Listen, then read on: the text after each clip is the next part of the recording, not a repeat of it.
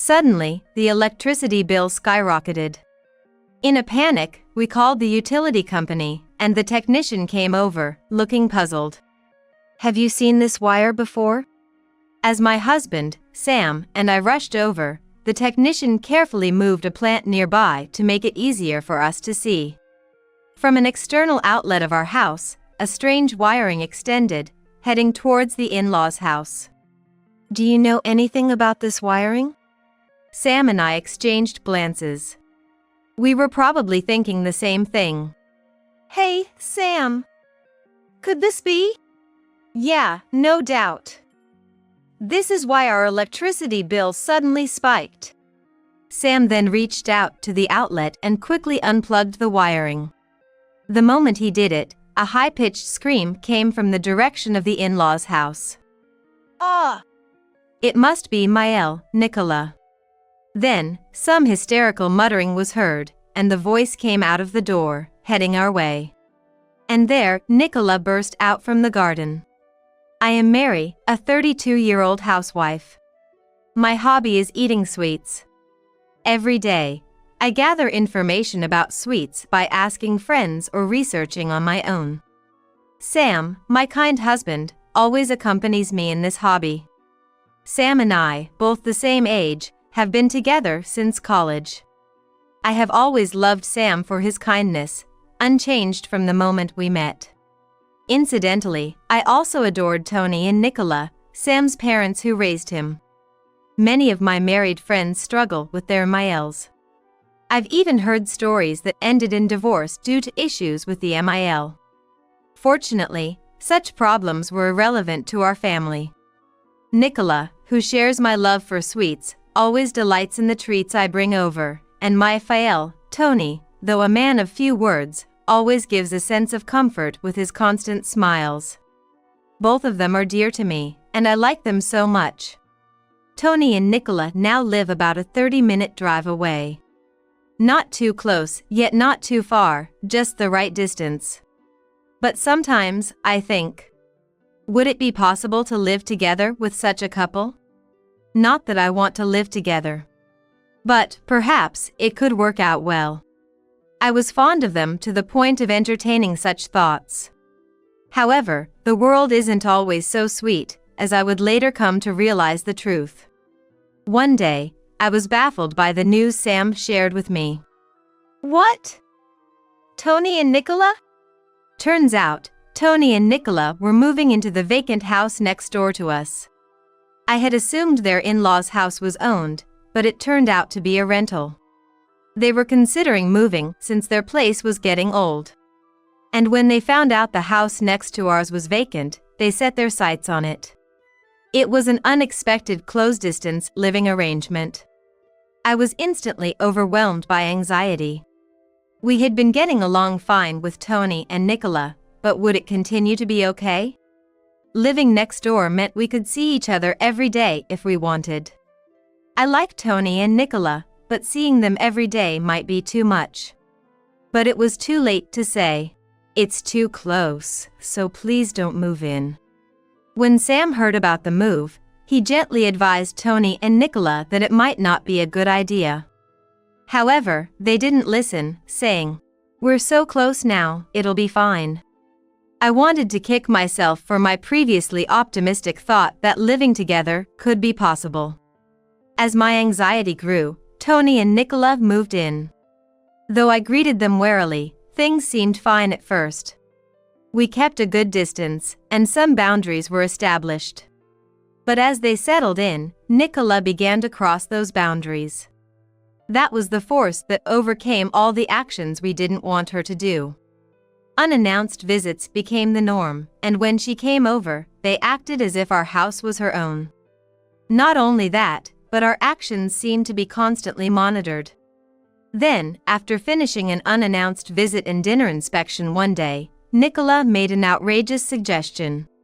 "Hey, Mary, I've been thinking, why don't you stop locking the door?" "What?" I couldn't believe my ears.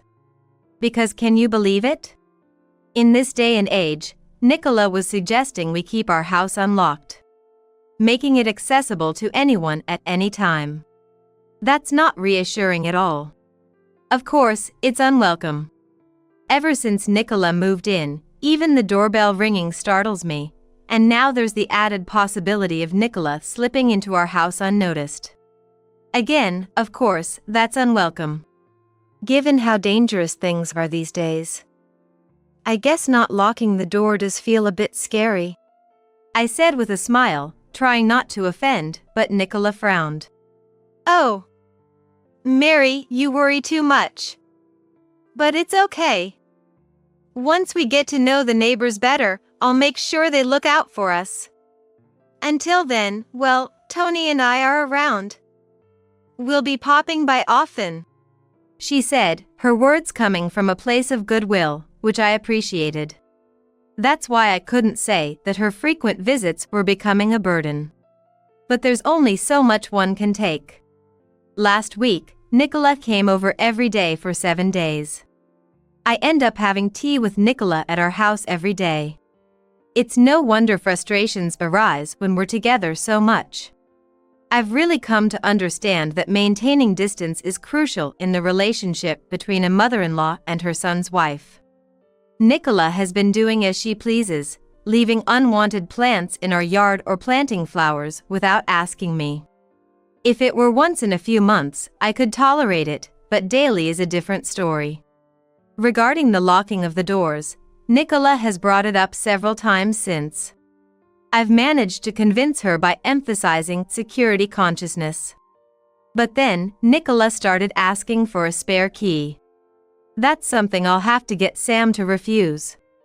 There's no way I can give such a terrifying item to Nicola as she is now. Though Nicola can be difficult, I hadn't come to dislike her yet. Her meddling comes from a place of kindness. I felt more guilt about rejecting her than anything. But over time, my feelings started to change. Whether it's me who has changed, Nicola, or both, I can't say. But I began to feel discomfort and irritation at Nicola's remarks. It was a few months after Nicola and her family moved in. By then, Nicola's visits after lunch had become a routine part of our household. As for Tony, when I asked what he was up to, it seems he's usually out walking or shopping by himself. I suggested, "You could go with him." But she declined, saying, "Walking tires me out." Lately, Nicola has turned into a rather spiteful mother-in-law. When I make tea, she used to simply thank me, but now she always has a complaint: it's lukewarm or it's too weak. Whenever she opens her mouth, it's either gossip or criticism. Being with Nicola makes me feel negative. Yet, I can't just refuse her, so I nod along and force a smile. It's terrible, isn't it? The grass in their yard has been left to grow wild. I'm almost tempted to cut it myself. Nicola was passionately discussing a neighbor's neglected garden today. Then I called out to them. "Oh." She stopped talking suddenly, so I instinctively followed her gaze, which had turned towards the bookshelf. Perhaps she found a book that interested her. It would be nice if we could read together in silence. "Did you find a book that interests you?" I was about to stand up and head to the bookshelf when Nicola reached for something not on the bookshelf but on the shelf next to it. "Nicola! That's not okay!" I saw what she had taken and reached out hastily. But Nicola opened it with an unaffected expression. "Oh my! Just look at this, Mary. Didn't we overspend last month? Look at this electricity bill, it's twice what we pay at our house." Nicola was looking over our household budget book as if it were a gossip magazine. "Please stop! Give it back!" I said, snatching it away, and Nicola laughed. "No need to panic. It's just that, Mary, you seem a bit bad at saving, aren't you? Poor Sam, having a wife who can't save money. You should try a little harder, okay?" I could feel my face getting hot. The cover and spine clearly labeled it as a household budget book. Yet, the audacity to open someone else's budget book was unbelievable. And sweets, too. I love sweets as well, so I understand, but a wife who can't save shouldn't be entitled to sweets, should she? Nicola went on to criticize me for spending too much on groceries and unbelievable electricity bills. Then bragged about how good she is at saving. After a while, she seemed satisfied and left. After Nicola's departure, I was so frustrated that I couldn't stop crying. The stress might have been building up. I just can't take it anymore. I cried until Sam came home. Mom's words don't have to bother you. I know it's hard. I'm really sorry. I'll tell her not to come over anymore. Thanks, I appreciate it. After being comforted by Sam, I felt a bit better and decided to discuss something else. It was about the electricity bill. Just like Nicola pointed out, it was high. There hadn't been any changes, yet the bill had suddenly spiked these past few months. I was concerned, but dealing with Nicola had distracted me. Sam looked at the electricity bill and frowned. This is definitely strange. Yeah, isn't it? The next bill is coming soon, right? If it's still odd, we should contact the power company. A few days later, a bill arrived for over $1,300, more than double the usual. We hurriedly decided to have the power company come and check. The power company employee thoroughly inspected everything. Then, we were called over to see something peculiar.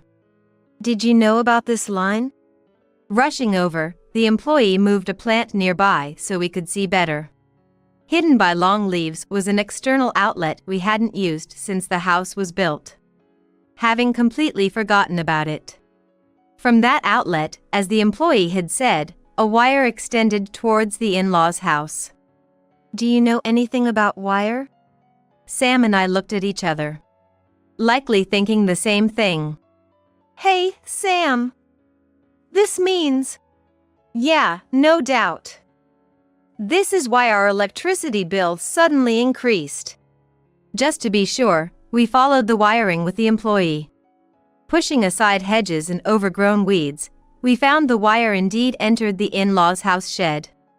We couldn't see where it connected from there, but it was clear the in-laws' house was involved. The employee's expression hardened. Should we call the police? No, it might come to that, but let's talk first. This house belongs to our parents. The employee, tense at first with the suspicion of electricity theft, relaxed upon learning it was a family home. Is that so? Then, I'll leave it to you. Thank you for coming out. We really appreciate it. We escorted the employee back to our driveway and watched him leave. After saying goodbye, we faced each other, thinking. Sam sighed deeply, holding his head. I'm sorry for having such a mom. Don't worry about it, or I can't really say that. What do we do now? Tony and Nicola were probably home, as usual. Should we go talk to them now, or plan a strategy first? Sam, hand over his mouth, walked towards the external outlet left exposed after the employee moved the plant. Earlier, the staff avoided the plant, so I could clearly see the external outlet. Thinking about it, Nicola placing the plant there might have been to hide it. It felt wrong to suspect her, but it seemed the only logical explanation. What's this connected to? Sam then reached for the outlet and quickly pulled out the wiring. Is it okay to pull it out? I just did. Thinking about them taking electricity from our house all this time makes me angry. Well, the employee is a witness. They can't talk their way out of this. If needed, we have that. You're right. I nodded in agreement. That's when it happened. Ah! A high-pitched scream came from the in-laws' house. It must have been Nicola. Next, some hysterical mumbling, then the voice moved towards the door and headed our way. Nicola burst out of the house towards the garden with force. Wow! She hadn't expected anyone to be there. Seeing us, Nicola exclaimed in shock. Oh! You scared me! What are you doing there? She came at us aggressively, so I stood my ground and replied. What about you, Nicola? Do you need something in our garden? You seemed quite flustered. Well, that's... Nicola awkwardly averted her eyes. Sam, holding the unplugged wire firmly in his hands, was right there. Nicola exclaimed, "Ah!" and tried to snatch the wire from Sam's hands. Sam twisted away, hiding the wire behind his back. What are you doing? No, that's my line. Sam held the wire in front of Nicola's face and said in a low, serious voice, "This was plugged into our outlet." Tom emphasized our, and Nicola glanced upwards, momentarily flustered. So what? Do you know where this wire leads? I have no idea about that. But put it back right now. It's causing trouble over here because it's unplugged. She demanded it should be plugged back in without knowing where it leads. And she is claiming harm from it being unplugged. That was as practically an admission of guilt. Yet, Nicola seemed unapologetically frantic. The reason for Nicola's panic was clear. I stood next to Sam, smiling brightly. Nicola, please calm down. We can't plug in a wire when we don't know where it leads. This is our outlet, you know? It's fine to plug it in. Just a bit won't hurt. So... Oh. Nicola, you've always told me not to waste electricity, even a little, and that Sam is unfortunate to have a wife who can't even save on electricity. You said that, didn't you? Well, that's... Nicola was restless. It's too late. She murmured softly, almost panicking. What time is it now? It's 9:57 a.m. It's no use now. With that, Nicola ran off, stumbling as she went. Sam was puzzled by Nicola's bizarre behavior, but I knew the reason. I whispered to Sam. What? So that's what it was. Maybe if we wait at home, they'll come by eventually? Sounds like it. Sam threw the wire down, and we headed back inside. A few minutes later, there was a sound at the door, followed by the doorbell. It was Nicola. I unlocked the door and opened it. Hello, Nicola. About earlier. Shut up! Move! As soon as the door opened, Nicola pushed past me, clicking her tongue as she entered. She was visibly in a bad mood. Stomping through the house like a monster, she plopped down on the sofa. Sam, already in the living room, started to speak, but Nicola beat him to it. I'm so thirsty. What about my tea? You're so slow. You should move before being asked. That's the rule, isn't it? Yes. And you locked the door again, didn't you? This is why people say the son's wife in this neighborhood is so cold. As if there's anything in this house worth stealing. Pretending to be all high and mighty is just annoying. Huh? Nicola continued to complain. I can't stand it anymore. I grabbed a half-empty plastic bottle nearby and slammed it on the table in front of Nicola. She froze, eyes wide. Mary! Here, water for you. And you mentioned there's nothing to steal, but unfortunately, there are greedy and dirty people out there. Like someone who would steal electricity, for example. Nicola's face showed turmoil. I sat down next to Nicola. Despite being right beside her, Nicola wouldn't even look at me. She looked down, her face turning pale. What's wrong, Mary? You're completely different. Oh, Nicola. There's only so much I can take. Did you think I was some kind of saint? I tried to lighten the mood with a joke, but Nicola looked as if she had encountered a demon rather than a deity. Nicola looked at Sam for help, but he just shook his head silently. Nicola had no allies, with an angry daughter-in-law beside her and Sam. As there was no one inclined to help nearby, Nicola's next move was predictable. I'm sorry. I just remembered something. I have to go now. You're not going anywhere. I pressed down on Nicola's shoulder as she tried to stand up from the sofa. Nicola's rear sank back into the sofa. Mary! Really today? You were the one who said you were thirsty, weren't you, Nicola?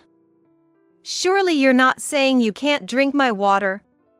After making such a fuss, that wouldn't make sense, would it?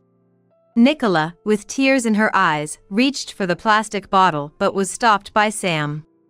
Nicola looked relieved, but I didn't actually want to make her drink the leftover water. The real issue was yet to be addressed. When did you start stealing our electricity? Stealing? What an awful thing to say! But the fact is, the wiring plugged into our outlet was leading to your house, wasn't it? Nicola tried to speak several times, searching for an excuse, but couldn't find any that would work. There was no way to talk her way out of this situation. All that was left was for Nicola to admit and apologize. I thought that was going to happen, but it seemed luck smiled on Nicola for a moment. The doorbell rang, and when I checked, Tony was there. Is Nicola here? It seemed Tony had gone out for a bit and came back to find the door unlocked, the TV on, but Nicola missing, so he was worried. Tony! Nicola cried for help as if reinforcements had arrived. Tony was confused by Nicola's unusual state. Then, Sam explained everything from the beginning. After thinking for a moment, Tony slowly said, "Isn't there some mistake here?" It's hard to believe at first that his wife was secretly stealing electricity from his son and daughter-in-law's home. So, who did the wiring? Do you expect me to believe a stranger came and connected our houses? Tony crossed his arms and pondered again. Then he agreed. Well, we should probably go and see it. And stood up. But Nicola tried to stop him, flustered, but Tony asked Sam to show him to the outlet. The wire ran into a shed where it wasn't visible. After checking, Tony came back pale-faced. And immediately made Nicola apologize. I'm sorry. Truly, I am. Nicola silently looked down. Like a child. According to Tony, the wiring was connected via an extension cord to a battery and Nicola's computer. The battery was bought when they moved in. She was advised to charge it during cheaper, nighttime rates and using it during the day was cost-effective. Nicola had been doing exactly that. Initially, it was just that, but then she started plugging in her computer and other appliances since there were free sockets on the extension cord. Eventually, she used our electricity day and night. Nicola justified her actions by saying it was more cost-effective. It was infuriating enough that she had been stealing electricity. But even more so that she had looked down on me while lying all along. You've been saying how pitiful Sam is for having a wife who can't save, or criticizing me for buying sweets while being unable to save. Remember? That's the truth, though. Her lack of remorse was almost impressive. Saving by using someone else's electricity isn't saving. It's just a crime. I continued. And don't think we'll just let this go because we're family. If you sincerely apologize, that's one thing. But if you keep this attitude, we'll have to involve the police. Nicola looked surprised. As if she thought getting caught would be the end of it. What kind of daughter-in-law are you? To betray your own family. Don't talk like that. We just want you to make amends because we are family. As I reached for my phone, Nicola panicked and lunged at me. Sam quickly restrained her. There's no evidence. With everything laid out like this, you still need evidence? Let me tell you something conclusive. I pointed towards the roof. Nicola squinted. Then realized. Yes, our house is equipped with security cameras, which happened to cover the area around the outlet. Nicola murmured a small, "Ah." Is this enough for you? And one more thing. There's more? The reason you were in such a hurry today was because of the release of limited edition suites, wasn't it? No way. I smiled. Yes. I had a friend get them for me, so I managed to secure them. If you hadn't been busy stealing electricity, you might have been able to get them on your computer, too. Too bad. Nicola trembled and then sat down on the spot. After discussing with Sam, we decided against reporting Nicola to the police. She had admitted to it, and we had evidence, but it was too much hassle, and being family, it might get brushed off. Instead, we decided to get a proper apology and compensation for the electricity from Tony and Nicola. It was awkward living so close, but it had to be done. Tony and Nicola, perhaps feeling awkward too, eventually moved back to their old house. Apparently, word got out about the electricity theft, and Nicola became the subject of rumors. Nicola was devastated and wanted to return to their original home. It turns out Nicola thought she was good at neighborhood relations. But in reality, people were just being polite. After paying us, Tony and Nicola were left with little money. But we would not help them. They needed to save on their own, especially on their beloved suites. As for me, now that Nicola is gone, I'm enjoying my life, deciding which suites to buy next with the electricity bill back to normal.